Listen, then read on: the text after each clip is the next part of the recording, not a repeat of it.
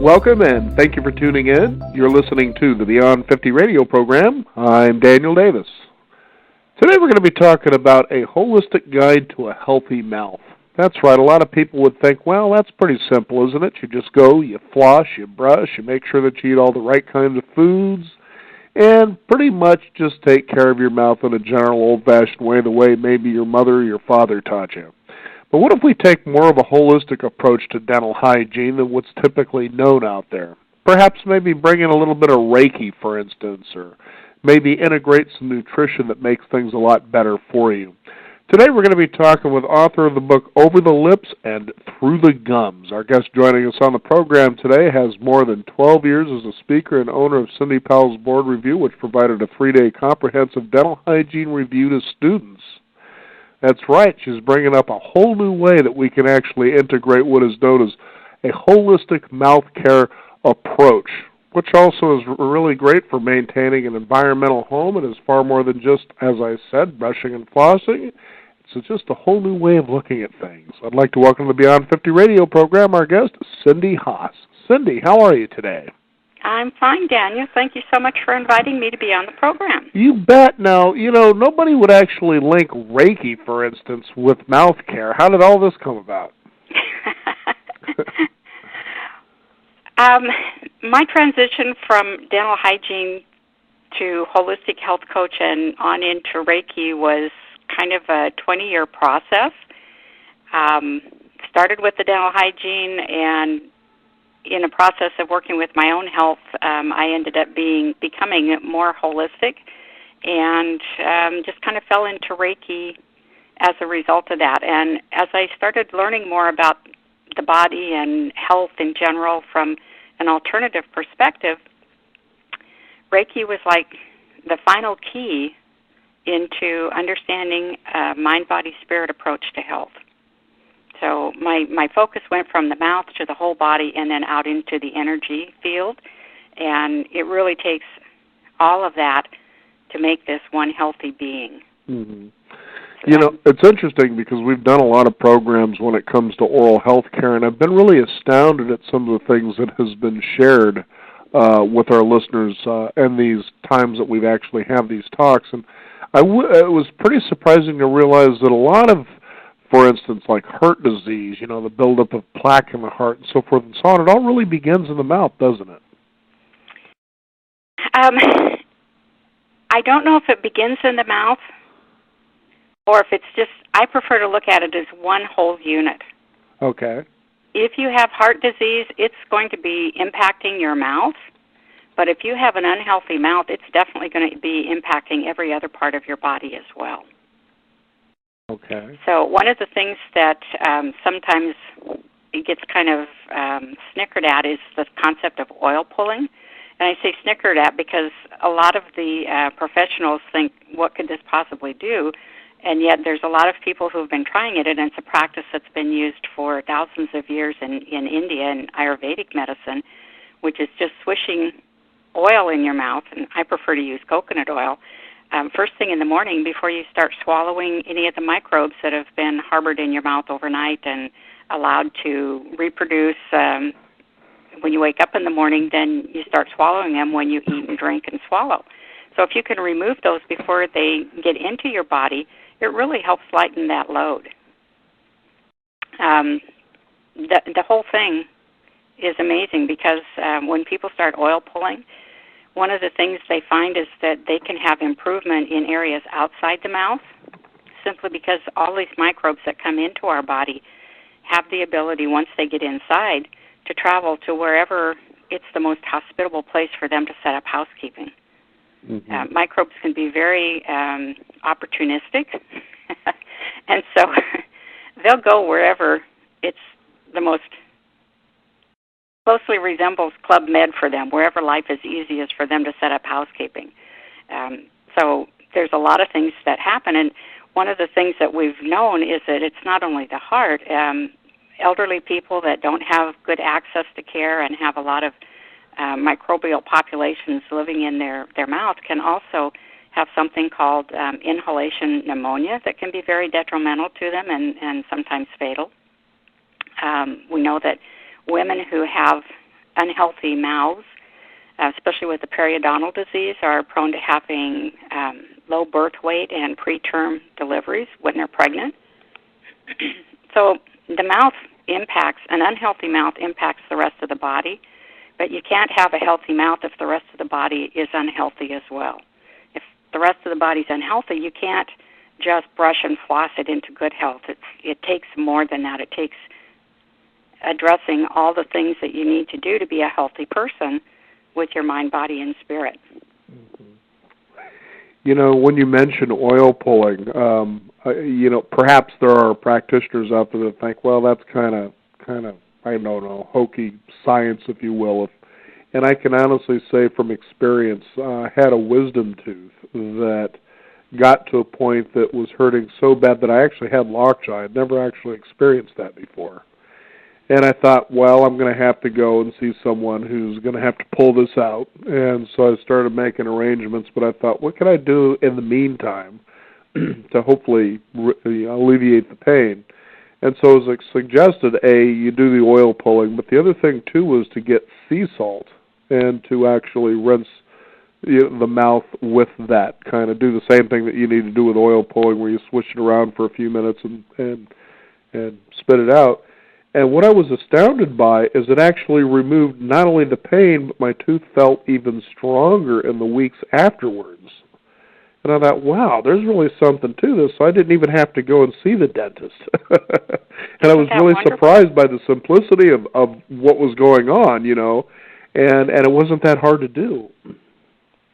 You know, you're absolutely right, and I think that one of the things I've always liked to do is just simplify things, because science got into this trying to cut everything into smaller and smaller pieces to understand it and figure out how it works, and that's great. But sometimes when you take the puzzle apart and you've got this 1,000-piece jigsaw puzzle in front of you, all you have is a pile of pieces. You don't necessarily have the ability to see the whole picture. Right. So being a healthy person, there's so many things that we can do, and they're very simple things, just like you said, that make a huge difference. That it's just getting back to that innate wisdom and allowing the body to heal, because if you give it what it needs to heal, it will heal. Mm-hmm. But the other side of that is that you have to quit doing the things that got you there in the first place. Right, of course. Yeah, so if you're going to be a 3-pack-a-day smoker, you might want to consider a change in lifestyle, certainly. Well, absolutely. And if you're a 3-pack-a-day smoker, you can't be totally healthy just by exercising and trying to eat a healthy diet without reducing this unhealthy lifestyle habit that you've adopted. Mm-hmm. It's all just another piece of the puzzle. Oftentimes we find that there are people who think that it really doesn't matter what they eat as long as they run really hard to burn off those calories. Mm-hmm. There's other people that think they don't have to move as long as they're eating healthy, and it's this whole balanced package that we've really gotten away from our roots, which is just a really a simple lifestyle with simple food and moving. Mm-hmm. But it's so much more, because it's a matter of reducing the toxic load that we're carrying. We live in a very toxic world, so anything we can do to lighten that load is going to improve our health, and that includes what we do in our mouth. You know, doing things like you said with the saltwater rinses and the oil pulling, you can spit those things out and they can go down the drain without harming anything. Well, the oil you don't want to put in the drain, but the salt water isn't going to hurt the environment, nor is the oil that you use in the coconut.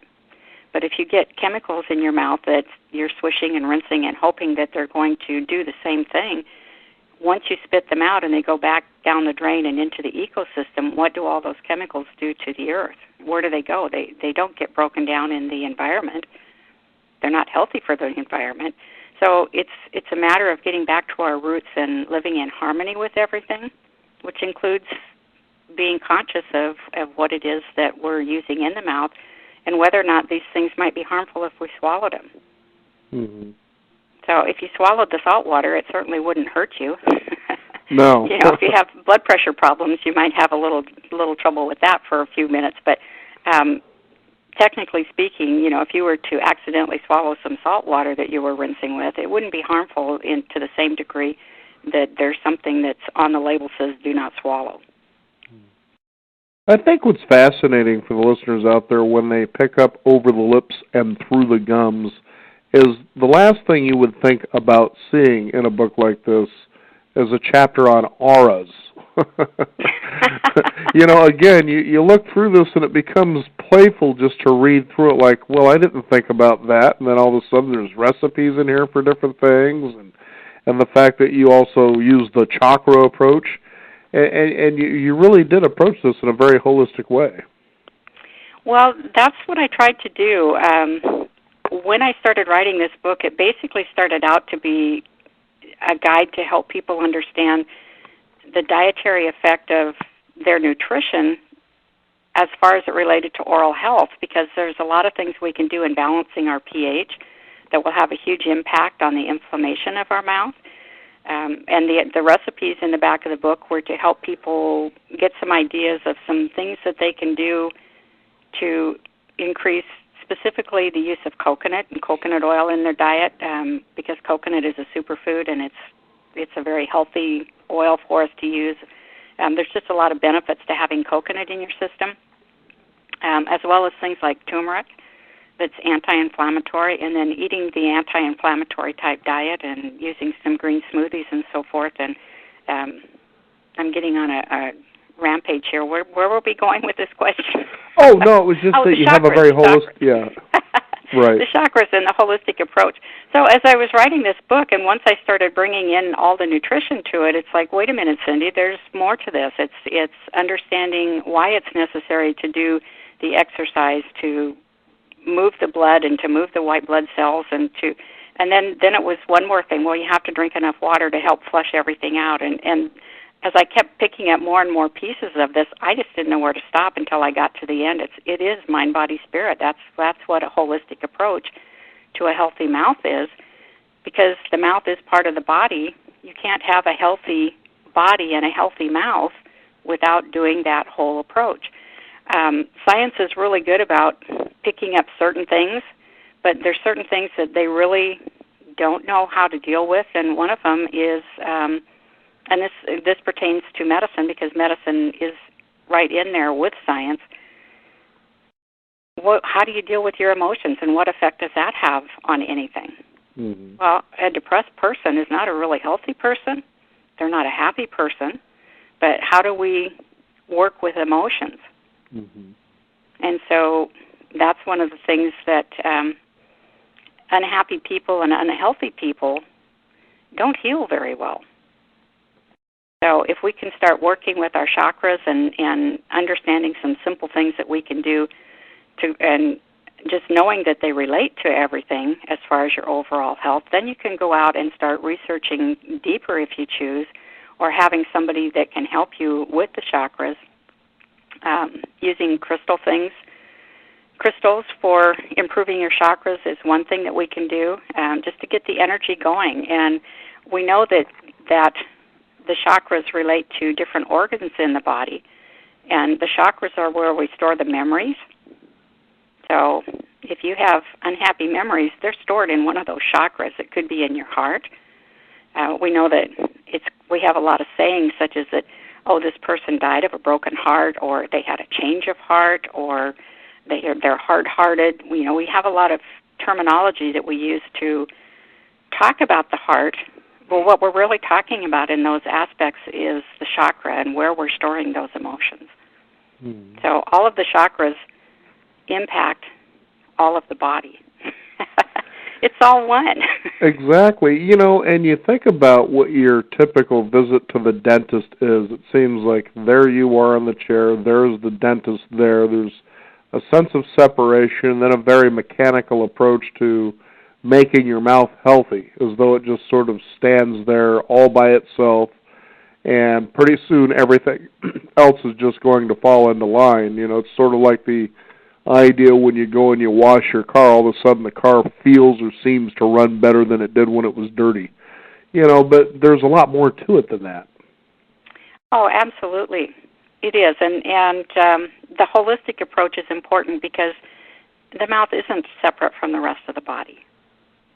And it's a very key part of the body because what fuels this body is the food that you eat. If you don't have a healthy mouth, it's very difficult to feed yourself. Mm-hmm. And if you don't feed yourself, the rest of the body's not going to be healthy. So the whole thing becomes like a snowball rolling downhill. We need it all together in health, and it really shouldn't be separated from the rest of the body. My vision of the future of dentistry is to have dentistry be more like a primary care physician, because if we can see things are starting to slip and slide in the mouth, that's an indication that there's something going on physically, that we should be working hand in glove with the rest of the medical community rather than thinking that dentistry is way out there in left field somewhere that doesn't even relate. The mouth is the loading end of the digestive tract.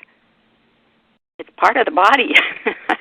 Now, you have a whole chapter on food labels. Tell us why that's important, especially when you consider the big, voting debate over whether or not GMOs should be on food labels or not. Boy, there's a big fight about that one, isn't there? Yes, there is. Well, the food labels are really important because we really don't know what's in the food until we start reading the labels.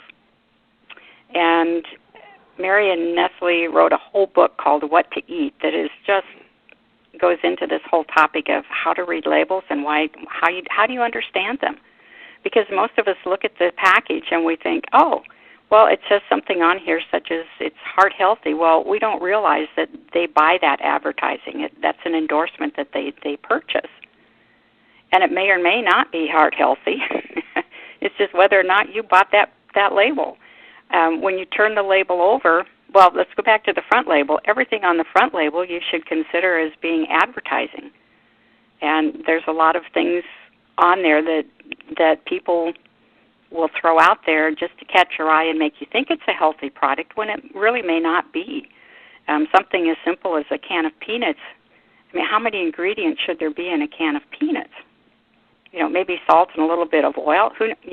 Right. But you can turn the peanut jar over and you can get 7 or 8 different ingredients in it. So it's important to look at the ingredient list and see what it is you're actually eating, because one of the things that they're very deceptive about is the content of the sugar. So it used to be that you could read the label ingredients and the first ingredient told you which was the ingredient that had the highest quantity in that product. And they used to say if the sugar was one of the first 3 ingredients, you probably knew that was way too much sugar than you needed, and it could be as simple as that. What they've done is that there's this whole list of names for sugar. And so now yeah, like high fructose corn syrup? Yes, high fructose corn syrup. I mean, there's just a long list of different words that they use to describe the sugar.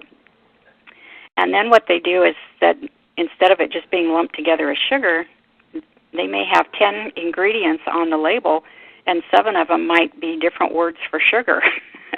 So if you don't know all those names for sugar, you can look at that and think that, maltodextrin might not be sugar. It's very deceptive. The other thing they do is that they calculate it out in grams, and most of us don't think in the metric system, so trying to figure out how much is there, you have to do a metric conversion while you're standing in the grocery store aisle trying to decide if this is a product that you should put in your basket. Is this going to be a healthy product for me? They make it very difficult for you to get that information from the labels. And the sugar is very important. And understanding the different forms that things come in. We look at high fructose corn syrup. The first time somebody told me I needed to remove the corn from my diet, I thought, well, I don't eat corn. Well, but what about animal proteins? Do you eat animal proteins? And what are those animals fed? Well, if they're fed a corn diet, you're getting the corn. It's secondhand, but it's still there. And if there's something, it becomes important because of the genetically modified organisms. If you're trying to avoid those in your diet, which is, without getting into that whole can of worms, if you choose not to have that in your diet, how do you know where they are? Where are they hidden? Because things like vanilla can be made from a corn alcohol, and you think there's nothing in here because it doesn't say anything about the corn alcohol. But the alcohol is there.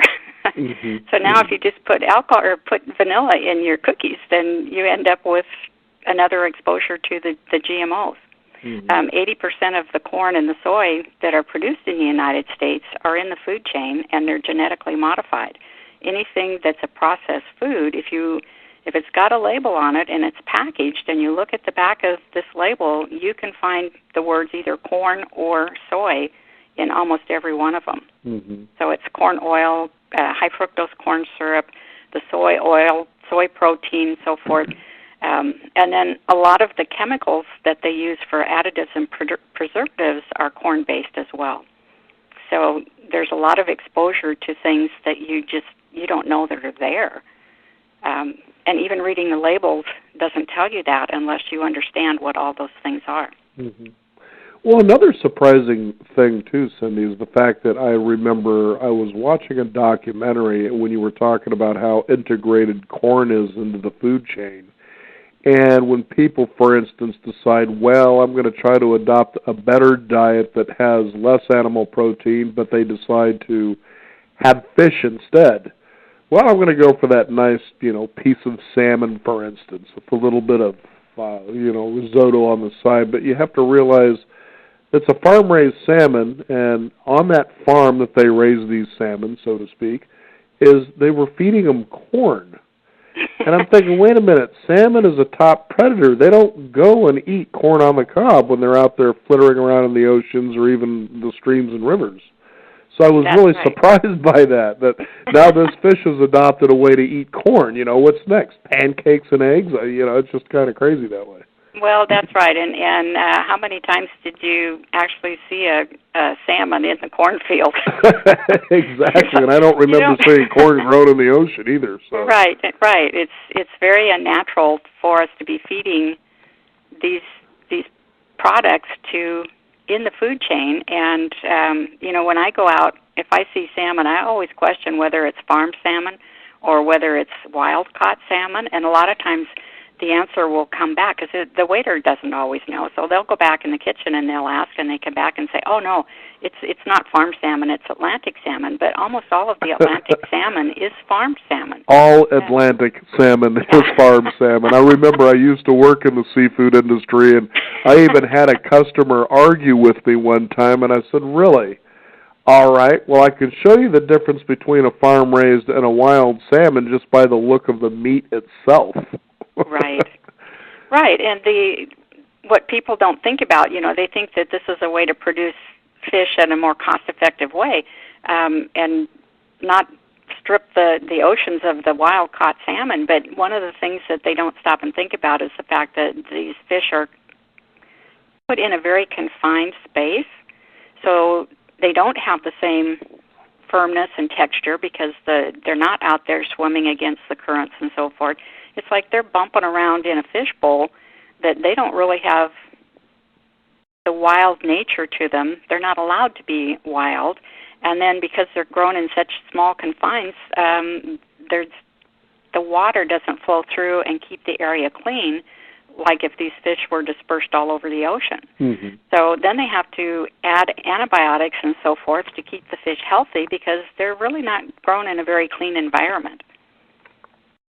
So there's just so much that's been done to the food industry that, in my opinion, is the very best we can do is go back to a simple way of life where we eat fruits and vegetables and whole grains, but predominantly the vegetables. Now, I wanted to talk about a couple of things here that you have in your book that was really interesting. There was a word, and I had never seen this before, ashwagandha. Ashwagandha is an herb, and ashwagandha has been used in India for many centuries. They refer to it as an adaptogenic. I learned about ashwagandha when I was a student at the Institute for Integrative Nutrition, and they brought in Dr. John Dillard to give us information about an Ayurvedic approach to life and living and diet and so forth. And this was one of the herbs that he spoke about because he said that it takes a lot of energy for the body to close itself down and go to sleep at night. Just like if you're in a house and you're going to shut it down for the night, you've got to go shut all the windows, lock the doors, check everything over before you finally get into bed. And the body kind of has to do that as well. If we run until we're completely exhausted and then we flop into bed, we don't have enough energy to get ourselves to sleep so that we can actually have that deep, restful sleep, and so that the body does have the ability to heal while we're sleeping. And ashwagandha is something that will help you get that energy that you need to be able to get a good night's rest, and it works on your adrenals. So if you're stressed and you're, who isn't? Right. If you're not dealing with your stress, you're in a hurry up, run, go, faster, faster, faster, more responsibility. People are stressed whether they realize it or not. So what happens is with this stress is we start to deplete our adrenals, and that's what contributes to us not being able to get a good night's sleep and the body's ability to heal while we are sleeping. Now, the important thing about ashwagandha is it will help put you to sleep. But you can get up and take it the next morning, and it'll give you energy. And the energy that it gives you is just a sense of feeling good and having the strength and energy to go. It's completely different than the kind of energy high you get from either caffeine or sugar. And they refer to it in India and in Ayurvedic medicine as an adaptogenic because it will put you to sleep, but it'll also wake you up. Right. So it does what the body needs to do. When people start taking it, it takes about 2 weeks for them to really notice the effect of it. But it definitely will help you get to sleep and have a more restful sleep. And if you take it in the morning, you wake up and it's kind of like remembering what it was like when you were a child, when you didn't have to have an alarm. You woke up in the morning and your feet hit the floor and you're off and running for the day. And that's kind of what ashwagandha will do for you. One of the things that's important, too, is that when we've really depleted our adrenals, which is the application for having the use of this ashwagandha, in Chinese medicine, the reproductive organs are tied to the rest of the endocrine system, and the adrenals are so important for maintaining life that when you deplete your adrenals, the body will start pulling energy from the reproductive organs to support the adrenals, because if you're not healthy enough to have good adrenal stuff going on, you're probably not healthy enough to be reproducing either. And it's not really necessary to support your life that you be reproducing, so it just kind of shuts down the energy going into those areas. And we know that there's a lot of people in this day and age that have reproductive problems. So what I like to suggest people do if they feel the need to take ashwagandha, it probably doesn't hurt to also use some maca, because maca then provides the raw ingredients that your body needs to give support back to the reproductive organs at the same time and try to bring everything back into balance. See, we told you it was going to be more than just brushing your teeth and flossing and doing the basic things that your dentist always told you to do. There's a lot more to it than that, isn't there? Oh, but these are all really relatively, what you talk about in your book, which you share in each of the chapters, very simply written, for instance. But that's just it. The simplicity of integrating all of this into your lifestyle is what makes this really easy to do. Well, thank you. That was my hope and my desire when I was writing this book, was to help people understand how they could be more proactive in their own health. I went to a continuing education class while I was still working as a dental hygienist, and listened to Jeff Bland speaking. He had dropped out of medical school and went into biochemistry because he said they weren't teaching us how to keep people well. It was just how to recognize symptoms and then which medication goes to this symptom, and then also the surgery aspect of being healthy. But he said, I knew that there was more to it than this, and that the body could heal. And he gave the example of his grandfather being somebody who lived to be a ripe old age and sat down one Thanksgiving and said, I've done everything that I came to do. I raised my children, watched my grandchildren grow up, and I've watched the great-grandchildren growing up. And he said, it's time for me to move on. And Jeff said that his grandfather did just go to bed one night and pass away and moved on to the next phase of his life without ever being sick a day in his life. And he said, you have to imagine that's a good way to go. That is a good way to go, and it's wonderful. And until I heard him talk about that, and the other thing was he said at this ripe old age, he was in the backyard showing everybody in the family how to do handstands. So he says, I know that you can have a vital, active life and be healthy without spending your end of time being tied into the medical system, being unwell. It's a very expensive thing. You don't have quality of life. And I didn't realize until I heard him say that in the back of my mind, I always thought, I wonder what disease I'm going to die from. Mm-hmm. You just think that everybody that's elderly and passes on either has an accident that takes them out immediately or they die of some disease, and that just does not have to be that way. You really bring up something, Cindy. I remember back when I was in the 6th grade, there was one of the students had a father who was a cardiologist, but he was also a specialist, actually became a world specialist on, I'm trying to remember what it is, hypothermia is what it was. So, and what was fascinating to me and scary all at the same time is he came into the class, and this is what he said. And I never forgot this. He says, take a look around you. He says, 1 out of 2 of you are going to die from cardiovascular disease. And I thought, wow, I'm only in 6th grade. And I felt like that was just going to happen right around the corner. And I thought, how can he be so certain that 50% of us in that classroom, that that's the way we're going to die? Is it preordained? I mean, you're talking to 6th graders here.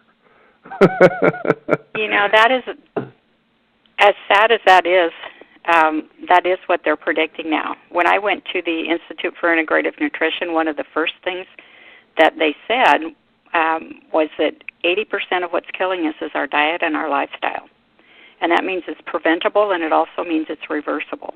Right. The other thing they said that I had already become aware of was that we're raising the first generation of people that are not expected to outlive their parents. And I find that to just be so wrong. So wrong. And one of the things that I found, one of the speakers that they brought in to address our class was Dr. Andrew Weil. And he says, we have all these problems with the healthcare system. And this was right at the time when Obama had just come into office, and they were doing congressional hearings for healthcare reform and all this stuff.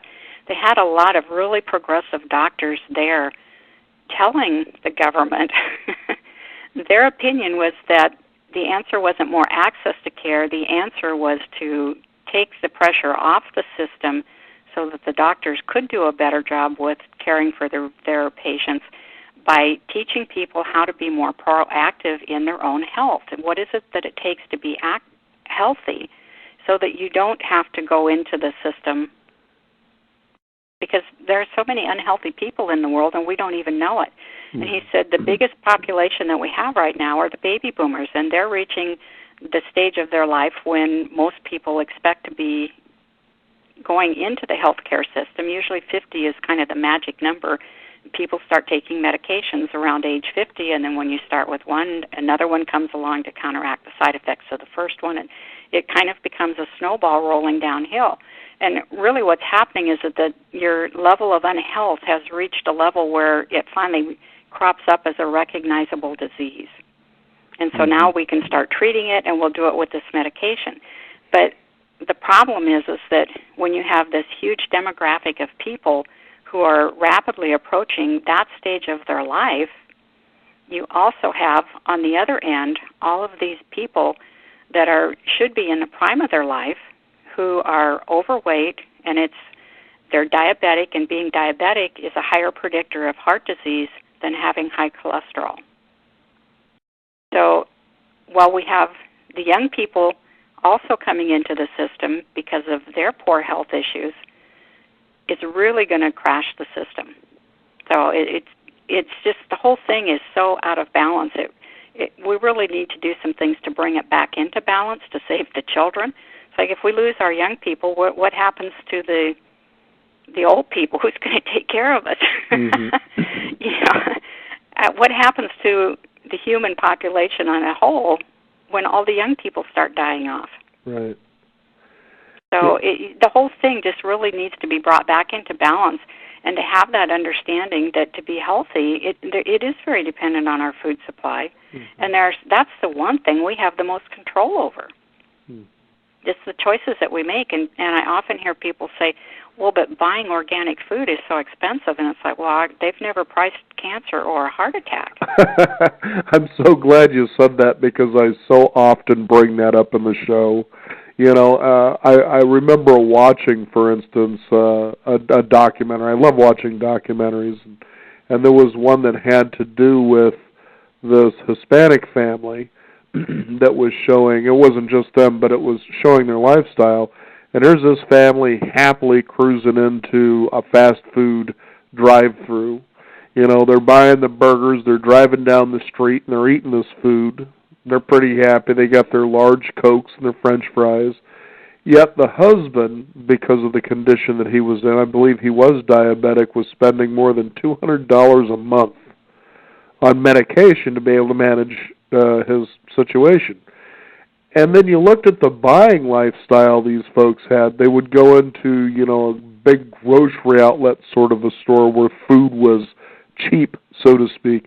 Well, look, for $1 I can buy 4 2-liter bottles of this diet soda here, whereas I couldn't buy anything else in the store for $1. So they were looking at value as far as how much money they can save, but as you're saying, look at the back end. It's costing your family $200+ a month just to take care of your husband and manage the situation he's in with medication.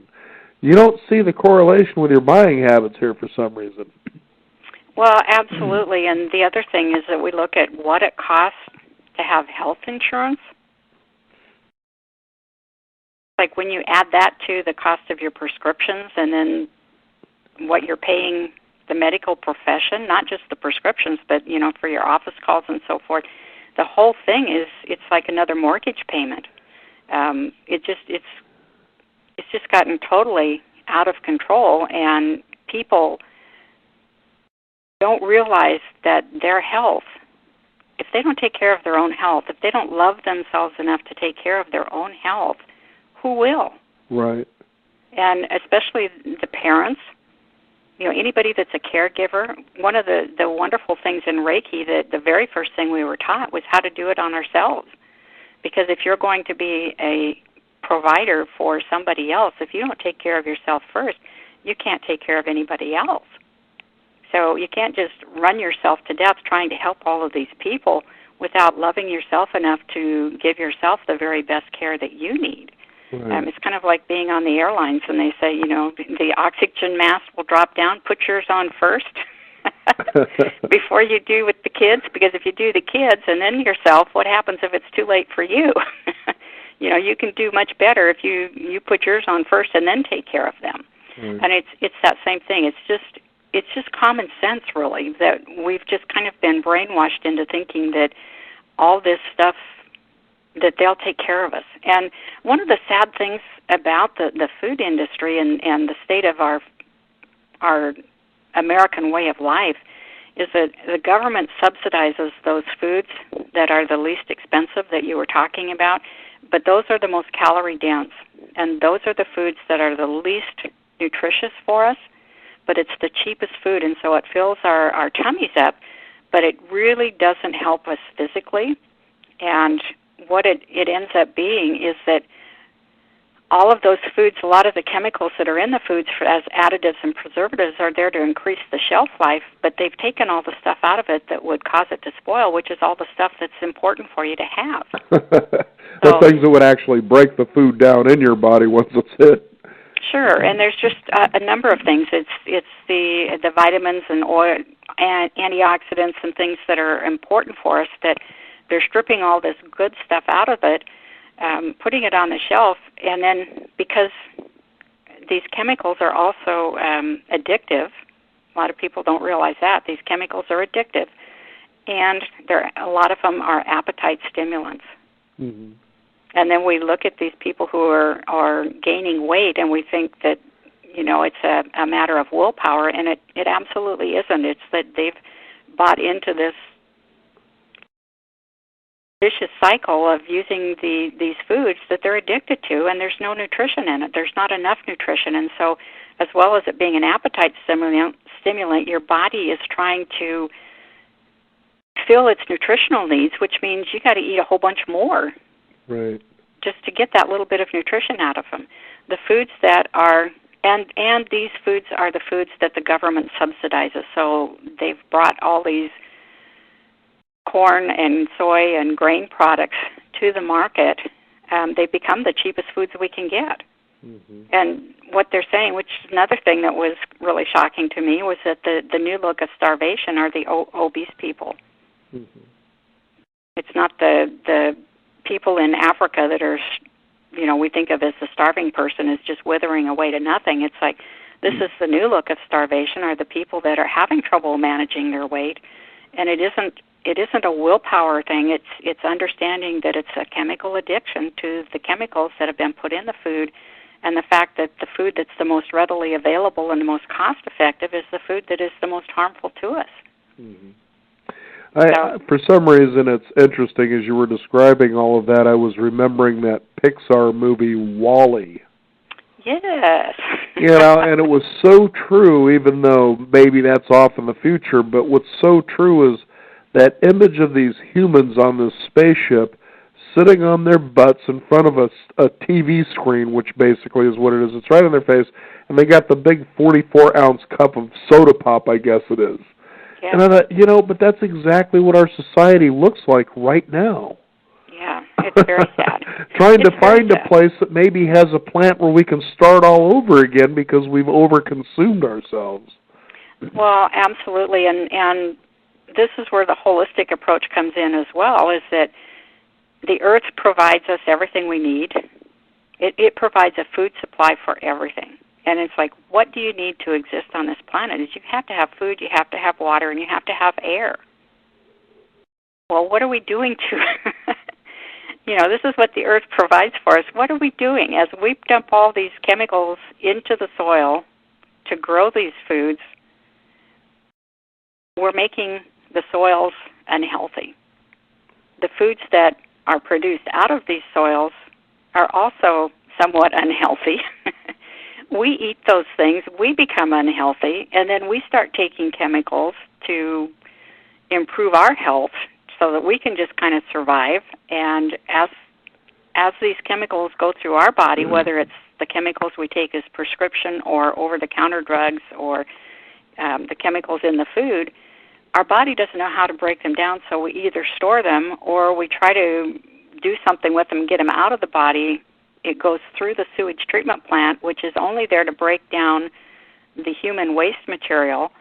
It's not a chemical processing plant, so we're getting all these chemicals that go back out into the system, into the ecosystem, and the whole thing is just like a snowball rolling downhill. And the sicker the earth gets, the sicker we get. She'll survive. Right. We may not. Mm-hmm. But it all goes back to going back to bring things into balance. The importance of using the organic food is to minimize as many of those chemicals that are used in our food as possible to make us healthier. Those fruits and vegetables are the foods that have the least calorie content, but they're the most nutritious nutritionally. So we get fewer calories from eating fruits and vegetables, but we get way more nutrition. So it's and if we start supporting the organic farmers, all it takes is about 10% of the population making this change, And that's a big hit to the big corporations. It's like they don't want to lose that much money. They're going to come on board and give the consumer what it is they're asking for. Years ago, you could hardly find anything that was a gluten-free product, and now there's so many people that have realized they're feeling better if they bring the gluten out of their life, avoid it, and all of a sudden you can find gluten-free products almost everywhere in every grocery store because the demand is there. And yet it's still a very small percentage of the population that has this need, but there was enough of a demand that it got filled. Well, we've certainly talked many times on this program, Cindy, that if you really want to see change of any kind, the biggest place that you can begin voting is with your pocketbook. And believe me, everybody will follow. Nobody's in so much power, that they can all of a sudden decide to control you when you're actually the one that makes that decision through what you buy and the decisions you make.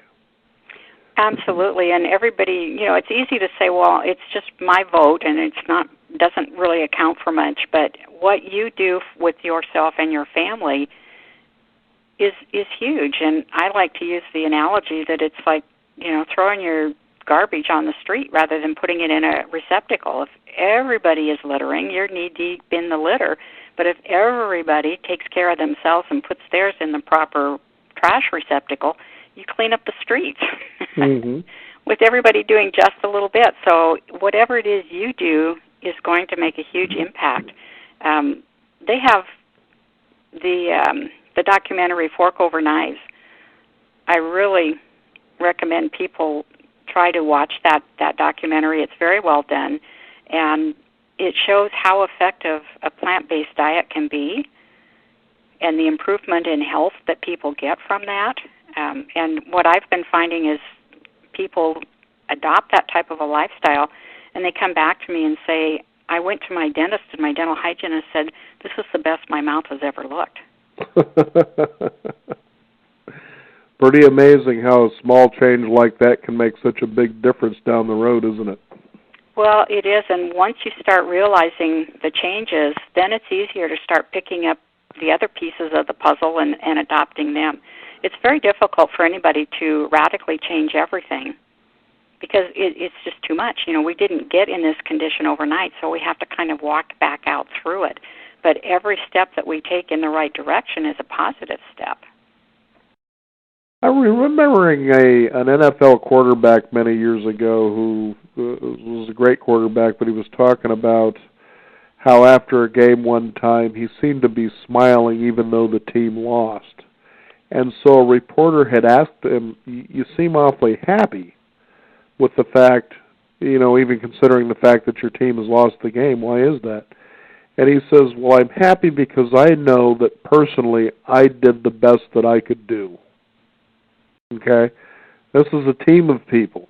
And if everybody did their best, then probably the score would be different. And when it comes to the changes in the world, everybody, just like you were saying, as an individual thinks that the changes are so awesome that really them making a decision toward that change just seems minute compared to what needs to happen in this change, so they would rather just stay with the status quo. And if you adopt the attitude that you've done your personal best for the changes that you wish to see, then that's the best you can do, and you should be able to feel pretty good about that. Oh, absolutely. Absolutely, and it's important to know that no matter what state of health you're in, you can improve it by making changes. Mm-hmm.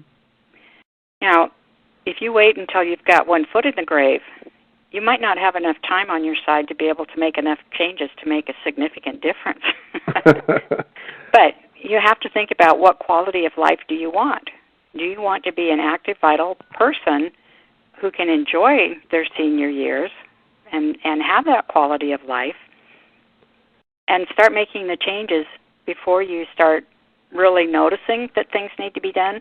Once we start down that rabbit hole of being tied into the medical system and on medications, it's very difficult to back out of that because it's very difficult to find somebody that is willing to have you let go of those medications, and so many people have been taught to believe that it's just not possible. So it's much easier to prevent than it is to correct after the fact. But even then, it's not impossible. It's totally not impossible. There's just so many examples of things that have happened. I recently got to be a healthcare advocate for my father, who's 91, and had bone-on-bone degeneration of his knee, and the bone specialist that he was seeing said, well, the only thing we could do is a knee replacement, but that's not a good choice for you. We can maybe give you a cortisone shot. And I thought, what's this going to do? Well, it might reduce the pain. Well, that's okay, but this didn't happen overnight, and if you take the pain away, he's going to go back to doing what he was doing a week ago, which was going to the gym and walking on the treadmill and riding the bicycle. And he has a very, very high threshold of pain, so by the time this cortisone shot wears off, his bone degeneration is going to be even more painful. So one thing led to another, and we opted not to do that cortisone shot.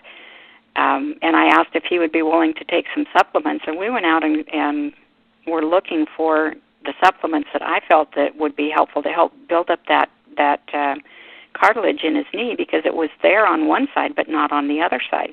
And lo and behold, in reading the ingredients, here's the labels again, on OsteoBiflex, it had all the things that I was going to have him take, and they had it in one little compact pill that he just had to take multiple times a day.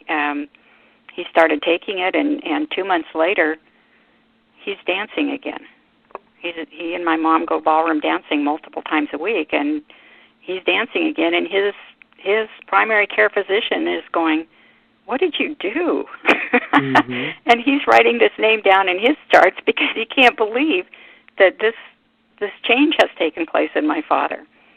And it's like, well, if you give the body what it needs to be healthy, it does everything in its power to try to heal itself. And it's pretty fascinating, too, just how resilient the body is. Oh, yes. Yeah, the body wants to be healthy. The body wants to be healthy, and the whole mind-body-spirit thing is very, very important, because I think of this whole process as being like a tricycle with 3 wheels, and they all need to be rolling in the same direction at the same speed. If one of them gets a flat tire, it's not moving along so easily. Not at all.